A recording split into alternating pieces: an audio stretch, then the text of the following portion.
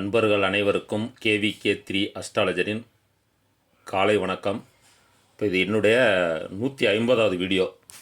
அதாவது YouTube channel ஆரம்பித்து 150 video பதிவு பண்ணியிருக்கேன் இந்த வீடியோவோடு சேர்த்து.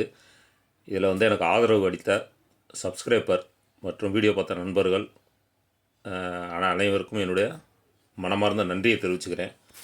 நான் இந்தளவுக்கு வளர்ந்ததுக்கு காரணமான என்னுடைய குருமார்கள், நான் ஜாதகம் ஜோதிடம் எப்படி கற்றுக்கிட்டேனோ அந்த குருமார்கள். ஜோதிடத்தை பொறுத்த வரைக்கும் முதல் நிலை மட்டும்தான் நான் கற்றுக்கிட்டேன். அதுக்கப்புறம் எதுவும் கற்றுக்கல. நிறையா புக்ஸ் வாங்கி படித்தேன். நியூமாரலஜி படியும் ஜோதிடம் கற்றுக்கிட்டேன். நிறையா விஷயங்கள் புத்தகம் மூலமாக தான் நான் கற்றுக்கிட்டேன். அதுக்கப்புறம் நிறையா அஸ்ட்ராலஜருடைய வீடியோ பார்ப்பேன். அப்போ என்னென்னா எனக்கு நிறையா பாயிண்ட் கிடைக்கும், நோட் பண்ணிக்கிட்டே வருவேன். சில ஜாதகங்களை ஒத்து பார்ப்பேன். என்னுடைய சொந்தக்காரங்கள் அவருடைய ஜாதகத்தை வாங்கி அதுக்கு என்ன வித்தியாசம், ஏன் அது நடக்கலை, ஒரு அஸ்ட்ராலஜர் சொல்லியிருப்பாங்க இந்த ராசி நட்சத்திரம் இந்த திசை நடந்தால் இந்த புத்தி நடந்தால் இந்த மாதிரி நடக்கும் அப்படின்ட்டு. அது ஏன் அவருக்கு நடக்கலை அப்படிங்கிறத ஆராய்ச்சி பண்ணி பார்ப்பேன். என்னுடைய ஆராய்ச்சி தொடர்ந்து நடந்துக்கிட்டே இருக்குது. இன்னுமே அந்த விளையாட்டு சம்மந்தமாக கிரிக்கெட் சம்மந்தமான ஆராய்ச்சி என்னுடைய ஆராய்ச்சி தொடர்ந்துக்கிட்டே இருக்குது. இதுக்கு குருமார்களுக்கும் என்னுடைய குலதெய்வத்துக்கும் அனைத்து தெய்வங்களுக்கும் என்னுடைய நன்றியை தெரிவிச்சுக்கிறேன். நான் இந்தளவுக்கு வளர்ந்து இன்றைக்கி வெளிநாடுகளிலேருந்து என்கிட்ட கான்டாக்ட் பண்ணி ஜாதகம் பார்க்குற அளவுக்கு என்னை வளர்த்து விட்ட என்னுடைய சப்ஸ்கிரைபர் உங்களுக்கு தான் அந்த நன்றியை பூரா நான் செலுத்தணும், கடமைப்பட்டிருக்கேன். சில நேரங்களில் கடுமையாக பேசியிருக்கலாம். அது யாரோ ஒருத்தர் போடக்கூடிய சில கமெண்ட்னால் வரக்கூடிய ஒரு மன அழுத்தம் தான். இருந்தாலும் நான் கெட்ட வார்த்தையில் போடா வாடா அவனே அப்படின்லாம் பேசியிருக்க மாட்டேன். மரியாதைத்தையும் பேசினேன். கோவப்படுறவங்கள மரியாதை உண்டு. ஏன்னா நான் கிராமத்துக்காரன் தான். அதனால் இப்போ என்ன பார்த்தீங்கன்னா, நிறையா பேர் கேட்குறீங்க, அதாவது நீங்கள் எப்படி ரிசல்ட் எடுக்கிறீங்க எங்களுக்கு சொல்லித்தாங்க அப்படின்ட்டு. சொல்ல முடியாது அப்படின்னு சொல்ல முடியாது. எனக்கு தெரிஞ்ச நான் கற்றுக்கிட்ட விஷயங்களை மேலோட்டமாக சொல்கிறேன்.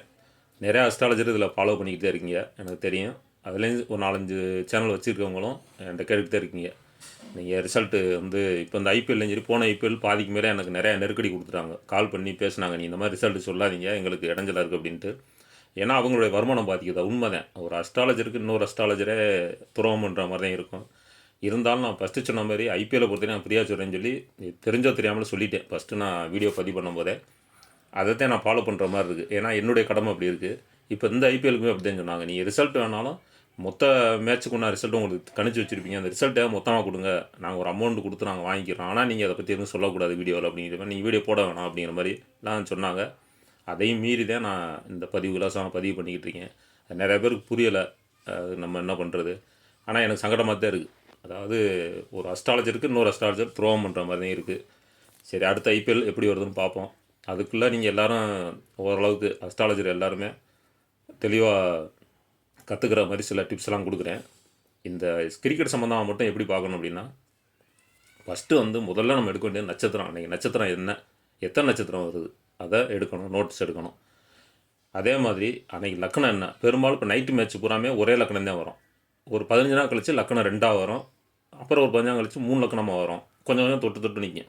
அதாவது ஒரு 1/2 மணி நேரம் ஒரு லக்கணமும், அப்புறம் 1 மணி நேரம் ஒரு லக்கணம். செகண்ட் இன்னிங்ஸ் 1 மணி நேரம் ஒரு லக்கணத்தில் நிற்கும். அடுத்த 1/2 மணி நேரம் 2ஆவது லக்கணத்துக்கு போகும். அப்போ 3 லக்கணம் ஆயிரும். சில நட்சத்திரம் 15 நிமிஷம் நிற்கும் ஸ்டார்டிங்கில்.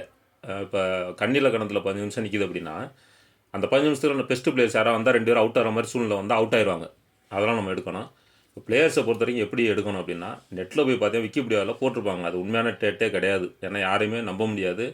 போட்டிருந்தாலும் ஒருவேளை அதுலேருந்தே நம்ம எடுக்கணும், வேறு வழி இல்லை. ஏன்னா எப்படிங்கிறது தெரியாது. அவங்களுடைய டேட்டா பெருத்து அதுக்கப்புறம் பெர்த் டைம் எப்படின்னா 24 ஹவர்ஸ் அங்கிட்டு. இப்போ பிறந்த தேதி அதுனா முதல்ல ஒரு 12 மணி நேரம், அதுக்கப்புறம் ஒரு 12 மணி நேரம் எடுத்துக்கிறேன். 24 மணி நேரத்துக்குள்ள அந்த கொண்டு வந்துடுவேன். எப்படி இருந்தாலும் 24 மணி நேரத்துக்குள்ள 2 நட்சத்திரமாவது வரும், 3 வராது. அந்த 2 நட்சத்திரத்தில் அவங்களுக்கு எப்படி முதல்ல ப்ளே பண்ணியிருப்பாங்க, பழைய லிஸ்ட்டு எடுத்து பாருங்கள்.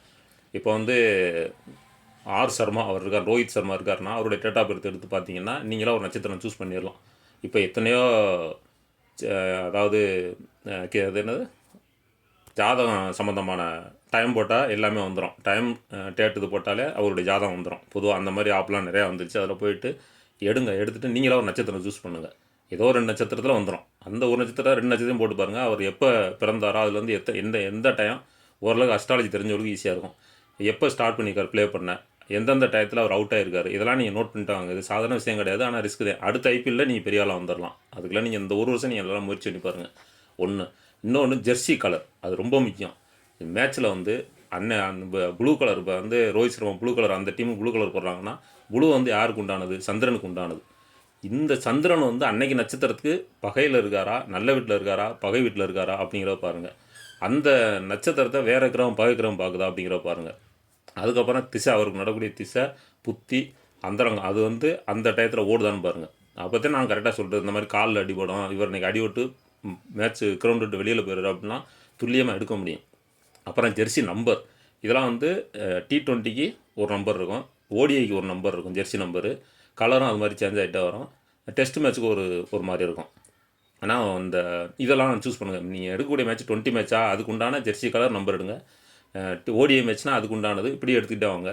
இது ஒரு பிளேயருக்கு நான் சொல்கிறேன். இப்படி இது அதுக்கப்புறம் வந்து இப்படி ஒவ்வொரு பிளேயரும் செட் பண்ணணும். இப்போ விளையாடக்கூடிய பிளேயர்ஸ் வந்து அவர் பிறந்திருப்பார்ல. இப்போ இந்தியாவிலே ஐபிஎல் நடந்தாலும், இப்போ சென்னையில் நடக்குது அப்படின்னா அவர் வந்து மும்பையில் பிறந்துக்கான்னு சொல்கிறேன். ஆர் சர்மா மும்பையில் பிறந்துக்கானா, அவர் அங்கேருந்து எந்த திசையை நோக்கி வர்றாரு, அந்த இதுக்குள்ள தொலைவு எவ்வளவு, அதெல்லாம் கால்குலேட் பண்ணணும். அப்போ அந்த திசை அவருக்கு சாதகமாக இருக்குமா, அவர் போனால் அதில் வின் பண்ணிட்டு வருவாரா அப்படிங்கிறதெல்லாம் பார்க்கணும். இதே மாதிரி நிறைய விஷயங்கள் இருக்குது. அதே மாதிரி டபுள் கலர் போட்டு வருவாங்க பாருங்கள். இப்போ ஐபிஎல்லில் டபுள் கலர்ஸ் இருக்கும். ஒன்று சிகப்பும், ஒருத்தர் சிகப்பாகவே போட்டிருப்பாங்க, சிவப்பு ட்ரெஸ்ஸாக இருக்கும், அதில் பிளாக் இருக்கும். சில பேர் மேலே சிகப்பு கலராக இருக்கும், பாதிக்கு மேலே இடுப்பு கீழே ப்ளூ கலராக இருக்கும். இப்படி டபுள் கலர் வர்றவங்கலாம் பார்த்தீங்கன்னா, என்றைக்கெல்லாம் ரெட்டு நட்சத்திரம் வருதோ அன்றைக்கெல்லாம் அவங்க வந்து சிறப்பாக விளையாடக்கூடிய பிளேயர்ஸாக இருப்பாங்க. அதில் அவங்க ஜாதகமும் செட் ஆகி வரணும். இப்படி நிறைய விஷயங்கள் இருக்குது. நான் ரொம்ப நேரம் பேச முடியாது. இது அஸ்ட்ராலஜருக்கான பதிவு தான். இதுக்கப்புறம் இன்றைக்கி என்ன மேட்ச் அப்படிங்கிறத பதிவு பண்ணுறேன். அப்படியே தொடர்ந்து ஃபாலோ பண்ணிக்கிறங்க. எதுவுமே முயற்சி தான் திருவினையாக்கும். நம்ம வந்து ஆராய்ச்சி பண்ணிகிட்டே இருக்கணும். ஏன் என்ற கேள்வி பிறந்தால் தான் உங்களுக்கு அதுக்குன்னா ரிசல்ட் கிடைக்கும். இப்போ நேற்று ரோஹித் சர்மா சதம் அடித்தார், இன்றைக்கி வந்த உடனே டக் அவுட் ஆகிறாரு. அதுக்கு என்ன வித்தியாசம்? ஒரு நாள் தானே வித்தியாசம். நேற்று மேட்ச்சில் அப்படி விளாண்டாரு, 2-3 நாள் கழிச்சு இப்படி விளாட்றாரு. ஏன்னா அதுக்குள்ளே என்ன அவருடைய திசை மாறிச்சா, புத்தி மாறிச்சா? எதுவுமே இல்லை. திசை அதே திசையாக நடக்கும், புத்தி அதே புத்தியாக நடக்கும், அந்தரங்கம் அதே தான் நடக்கும். இதில் என்ன வித்தியாசம் அப்படின்னாக்கா நட்சத்திரம் தான் மாறி இருக்கும். அந்த இடத்துல எது மாறும்? சந்திரன் மட்டும்தான் என்ன செய்வார், நட்சத்திரம். இந்த 3 நாளில் அவர் ஃபஸ்ட்டு விளாடும்போது சித்திர நட்சத்திரத்தில் நல்லா ரன் எடுத்திருப்பார். அதாவது இப்போ அவிட்ட நட்சத்திரம் வச்சுங்க, அவிட்டத்தில் எடுத்திருப்பார். சதயம், பூரட்டாதி, உத்திரட்டாதி அல்லது ரேவதி வரும்போது வந்தோடனே டக் அவுட் ஆகிருப்பார். இந்த 3 நாளில் 3 நட்சத்திரம் தான் மாறி இருக்குது, வேறு எதுவுமே மாறி இருக்காது. கிரகங்கள் எப்பாவது மாறும், அது ஒன்றும் பெரிய விஷயம் கிடையாது. இதெல்லாம் நீங்கள் கால்குலேட் பண்ணி, இப்போ நான் சொன்ன டிப்ஸே உங்களுக்கு நல்லா அஸ்ட்ராலஜி தெரிஞ்சவங்களாக ரொம்ப ஈஸியாக எடுக்கலாம். அது மாதிரி பார்த்துக்கிறங்க. இவ்வளோதான் என்னால் பதிவு சொல்ல முடியும். இருந்தாலும் மறுபடியும் சொல்கிறேன், எனக்கு இந்த அளவுக்கு வாய்ப்பு கொடுத்த, அதாவது ரொம்ப சீக்கிரமாகவே 150 வீடியோவில் வந்து 10,000 சப்ஸ்கிரைபர் வியூ போய்கிட்டு இருக்கேன். இந்த அளவுக்கு ஆதரவு கொடுத்து நீங்கள் ஷேர் பண்ணியிருப்பீங்க, லைக் பண்ணியிருப்பீங்க, உங்களுடைய ஃப்ரெண்ட்ஸுக்கிட்ட ரெக்கமெண்ட் பண்ணியிருப்பீங்க. இவ்வளோலாம் பண்ணதுனால எனக்கு ஜாதகம் ஃபாரின்லேருந்து ஜாதகம் பார்க்குறதுக்கு வரதுனால இங்கே வந்து வாங்குகிற அமௌண்ட்டோன்னு அவங்ககிட்ட கூட கேட்டாலும் அவங்க தரக்கூடிய அளவில் தான் பழக்கம் பண்ணி வச்சுருக்கேன். இது எல்லாமே உங்களால் தான் எனக்கு கிடைச்சிச்சு. அதை இந்த 150 வீடியோவில் மனந்திறந்து உங்களோட என்னுடைய நன்றியை உங்கள்கிட்ட தெரிவிச்சுக்கிறேன். தேங்க்யூ. இப்போ 14வது மேட்ச் வந்து எம்ஐ வெர்சஸ் ஆர்ஆர் மேட்ச்சு. நான் என்ன சொன்னோன்னா அது அப்படியே நடந்துக்கிட்டு இருக்குது. அந்த மேட்ச் வந்து கிட்டத்தட்ட ஒரு 6 ஓவர் முடிஞ்சதுக்கப்புறம் தான் இந்த வீடியோ பதிவு பண்ணுறேன். என்ன யார் யாரும் அவுட் ஆவாங்களோ அப்புறம் சொல்லியிருந்தேன், அது அப்படியே நடந்துக்கிட்டு இருக்குது. வின்னிங் ரிசல்ட் ஓரளவுக்கு இதிலே தெரிஞ்சிடும், ஒன்றும் பிரச்சனை இல்லை. இப்போ அடுத்த மேட்ச் வந்து 15வது மேட்ச் ஆர்சிபி வெர்சஸ் எல்கேஎன். இந்த மேட்ச் வந்து 2/4/2024 அன்றைக்கி பெங்களூரில் நடக்குது. லாஸ்ட்டாக விளையாண்ட பிளேயர்ஸ் லிஸ்ட்டு தான் எடுத்து சொல்ல போகிறேன். இப்போ ஆர்சிபியை பொறுத்த வரைக்கும் ஃபாப் டூ பிளஸிஸ் கேப்டனாகவும், எல்கேஎனில் என் பூரன் கேப்டனும் இருக்காங்க. லாஸ்ட் மேட்ச்சில் கேஎல் ராகுல் இல்லை கேப்டன், என் பூரன் கேப்டன் அப்படிங்கிற மாதிரி அனௌன்ஸ் பண்ணி அவர் தான் கேப்டன்சி பண்ணார். அந்த அடிப்படையில் எடுத்திருக்கேன். ஒருவேளை மறுபடியும் கேஎல் ராகுலே கேப்டனாக வந்துட்டார் அப்படின்னா டெலகிராமில் ஃபாலோ பண்ணிக்கிறங்க. அதில் யார் வின் பண்ணோம் அப்படிங்கிற ரிசல்ட்டு நான் பதிவு பண்ணி போட்டு வரேன். இப்போ ஆர்சிபியை பொறுத்த வரைக்கும் யார் யார் ப்ளே பண்ணுவோம் அப்படின்னு சொல்கிறதுக்கு முன்னாடி இன்றைக்கி என்ன நட்சத்திரம் அப்படின்னு பார்த்தோம்னா பூராட நட்சத்திரம். லக்னம் வந்து துலாம் லக்னம். ஃபஸ்ட் இன்னிங்ஸ், செகண்ட் இன்னிங்ஸ் வந்து விருச்சிக லக்னம். பெங்களூரில் நடக்குது, ஏற்கனவே சொல்லியாச்சு. இப்போ ஆர்சிபியை பொறுத்த வரைக்கும் Virat Kohli, Faf du Plessis, C Green, G Maxwell, R Patidar, A Rawat, D Karthik, A Joseph, M Thakur, M Siraj, Y Dayal, Vishak Vijaykumar, இவங்கெல்லாம் விளாண்டுருக்காங்க. எல்கேஎன்னை பொறுத்த வரைக்கும் கியூ டி கோக், கேஎல் ராகுல், D Padikkal, M Stoinis, N Pooran, A Badoni, K Pandya, R Bishnoi, M Khan, N Ulhaq, M Yadav, M Siddharth இவங்கெல்லாம் லாஸ்ட்டாக play பண்ணியிருக்காங்க. இப்போ ஆர்சிபி ஃபஸ்ட்டு பேட்டிங் பண்ணி எல்கேஎன் ஃபீல்டிங் பண்ணால் யாருக்கு நல்லா இருக்கும் பார்ப்போம். ஆர்சிபி ஃபஸ்ட்டு பேட்டிங் பண்ணால் விராட் கோலி, அதாவது 100+ அடிக்கிறதுக்கான வாய்ப்புகள் இருக்குது இன்றைக்கி மேட்சை பொறுத்த வரைக்கும். ஃபஸ்ட்டு பேட்டிங் பண்ணால் இல்லைன்னா வந்தோடனே அவுட் ஆகாது. ரெண்டே ஒன்று வந்த உடனே 2-3 பாலில் அவுட் ஆகணும். இல்லைன்னா நின்றுக்கிட்டார் அப்படின்னாக்கா 100+ அடிக்கிறதுக்கு வாய்ப்பு இருக்குது. அதை எப்படின்னு பார்த்து நீங்கள் எடுத்துக்கிறங்க. ஃபாப் டு பிளஸிஸ் வந்தோடனே அவுட் ஆகிற மாதிரி தான் இருக்கும். C Green, G Maxwell, D Karthik, M Thakur, M Siraj, Vyshak Vijaykumar அவங்க எடுத்துக்கிறங்க. எல்கேஎன்னை பொறுத்த வரைக்கும் கியூண்டன் டீகாக், கேஎல் ராகுல், M Stoinis, N Pooran, A Badoni, R Bishnoi, N Ul Haq இவர் எடுத்துக்கிறங்க. இப்போ 2 டீம்லேயுமே சேர்த்து 14 பேரையும் சொல்லியிருக்கேன். இதில் யார் அப்படிங்கிறத நீங்கள் செலக்ட் பண்ணி எடுத்துக்கிறங்க. இப்போ எந்த அணி வின் பண்ண போகுது அப்படின்னா ஆர்சிபி ஃபஸ்ட்டு பேட்டிங் பண்ணால் ஆர்சிபி வின் பண்ணிடும். எல்கேஎன் ஃபஸ்ட்டு பேட்டிங் பண்ணால் எல்கேஎன் வின் பண்ணிடும். அப்படி தான் இருக்குது. இப்போ நான் பேசுகிறது சரியாக கேட்கல அப்படின்னு சொல்கிறீங்க. அது என்னென்னா மைக் ரிப்பேர் ஆகிடுச்சு. கிராமத்தில் இருக்கிறதுனால நான் ஆர்டர் கொடுத்துருக்கேன். வர்றதுக்கு 2-3 மேட்ச்சு இப்படி தான் இருக்கும். கொஞ்சம் பொறுமையாக ஃபாலோ பண்ணிக்கிறங்க. அதுக்கப்புறம் மைக் சரியான வந்ததுக்கப்புறம் நல்ல சவுண்டு கேட்குற மாதிரி ரெக்கார்டிங் பண்ணி போடுவோம். அதை கொஞ்சம் அட்ஜஸ்ட் பண்ணிக்கிறங்க. இப்போ எல்கேஎன் ஃபஸ்ட்டு பேட்டிங் பண்ணால் யாராவது நல்லா இருக்குன்னா கியூ டி கோக், கேஎல் ராகுல், எம் ஸ்டாயினிஸ், என் பூரன், அதுக்கப்புறம் R Bishnoi, N Ulhaq, M Siddharth இதில் வர்றாரு. எல்கேஎன் ஃபஸ்ட்டு பேட்டிங் பண்ணால் ஃபீல்டிங் பண்ணும்போது ஆர்சிபியில் Virat Kohli, Faf du Plessis வந்துடுவார். ஆர்சிபி ஃபஸ்ட்டு பேட்டிங் பண்ணால் பிளஸிஸ் எடுக்கலை, ஃபீல்டிங் பண்ணால் அவர் எடுத்துருக்கேன். அதுக்கப்புறம் G Maxwell, D Karthik, A Joseph, M Thakur, M Siraj உங்களை எடுத்துக்கிறங்க. இதில் 14 பேர் சொல்லியிருக்கேன். இப்போ ஓவரால் நீங்கள் பார்க்கும்போது பார்த்தீங்கன்னா 2 டீம்லேயும் பொதுவாகவே பேட்ஸ்மேனோட விக்கெட் கீப்பர், பவுலர் தான் அதிகமாக வர்றாங்க. பேட்ஸ்மேனோட விக்கெட் கீப்பர், பவுலர் தான் அதிகமாக வர்றாங்க.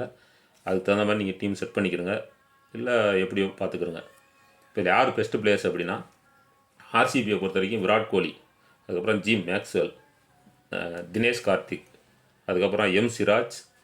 எல்கேஎனை பொறுத்த வரைக்கும் de Kock, Q de Kock, அதுக்கப்புறம் கேஎல் ராகுல், M Stoinis, N Pooran, R Bishnoi, N Ul Haq இவங்கெல்லாம் பெஸ்ட்டு பிளேயர்ஸ். மொத்தம் 2 டீம்லேயும் சேர்த்து 11 பேர் சொல்லியிருக்கேன். இதுவே போதுமானதுன்னு நினைக்கிறேன். ஏன்னா வீடியோ இன்றைக்கி கொஞ்சம் கூடுதலாக போயிடுச்சு. அதனால் இதோட ஸ்டாப் பண்ணிக்கிறோம். அடுத்த மேட்ச்சு நான் பதிவு பண்ணி போட்டுறேன். ஏன்னா இப்போ ஒரு 5-6 நாளைக்கு எனக்கு ஒர்க் இருக்கிறதுனால பகலில் வெளியில் போகிறதுனால இரவு 7 மணிக்கோ இல்லை 8-9 மணிக்கோட முதல் நாள் மேட்ச் முதல் நாள் எப்போவும் 10-11 மணிக்கு பதிவு பண்ணுவேன். அந்த மாதிரி பண்ண முடியாது.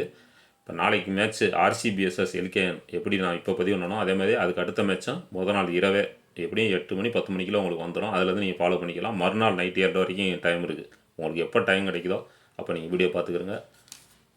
தேங்க்யூ.